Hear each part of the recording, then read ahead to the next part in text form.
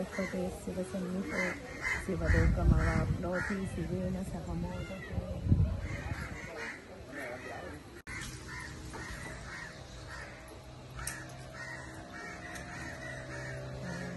शंकराय नमः ईश्वराय नमः शिवाय शिवकराय नमः संभवे च मयोधवे च नमः शंकराय नमः ईश्वराय नमः शिवाय शिवकराय అందరికీ నమస్కారం. శ్రీ గురుభ్యో నమః. దత్తాత్రేయ సమారంభం స్వప్రకాశానంద మధ్యమాం అమృతానంద పర్యంతం వందే శ్రీ గురు పరంపర.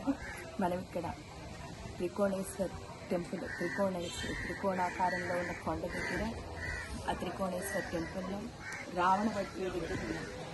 ఈ రావణవట్టు యొక్క విశేషం అలాగే రావణాసురుడు ఒకరోజు ఇక్కడికి వచ్చి పూజ చేసుకున్నట్ట. పూజ చేసుకున్న వెంటనే ఆయనకి ఆ స్వామి దర్శనం అవ్వలేదు. దర్శనం అవ్వకపోయేసరికి స్వామిని ఆర్తిగా పిలిచారు, దర్శనం అవ్వలేదు. దర్శనం అవ్వకపోయేసరికి రావణాసురుడికి చాలా కోపం వచ్చి నా స్వామి దర్శనం నాకు అవ్వలేదు అని చెప్పేసి ఈ కొండ మీద గట్టిగా కొడతారట.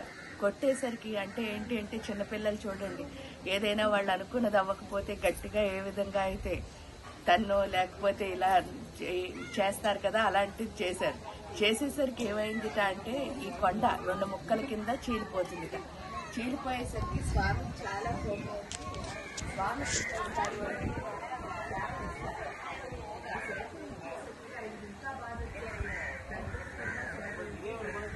ఆ బాధ వచ్చి ఏం చేస్తారట అంటే రావణాసురుడు తన 10 తలల్లో 10వ తలను తీసి వేణగా మార్చి రుద్రవీణ వాయిస్తూ సామవేదం వాయిస్తారట. వాయించేసరికి స్వామి ప్రత్యక్షం అవుతారు. ఇది ఇక్కడ విశేషం. అందుకే దీన్ని రావణవట్టు అని అంటారు.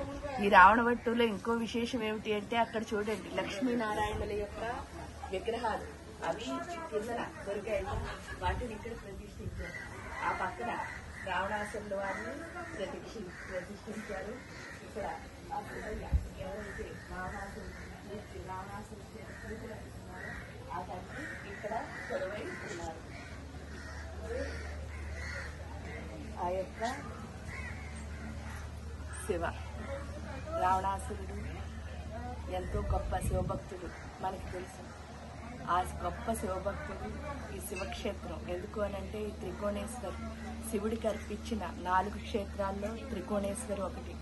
కాబట్టి ఇక్కడ అమ్మ శాంకరి రూపంలో శివ యొక్క ఆత్మ శక్తి ఆత్మ శివుడి కింద ఇక్కడ ఉన్న ప్రదేశం. ఇలాంటి ప్రదేశంలో మనం కూర్చుని హోమం చేసుకోవడమే కాదు, అసలు ఇక్కడ ఉంటే చాలు. ఎందుకు అనంటే ఆ యొక్క శివ దర్శనం మనకి లభిస్తుంది. అందరికీ ఆ శివుడి యొక్క దర్శనం లభించాలి అని కోరుకుంటూ అందరికీ నమస్కారం. శ్రీ గురుభ్యో నమః.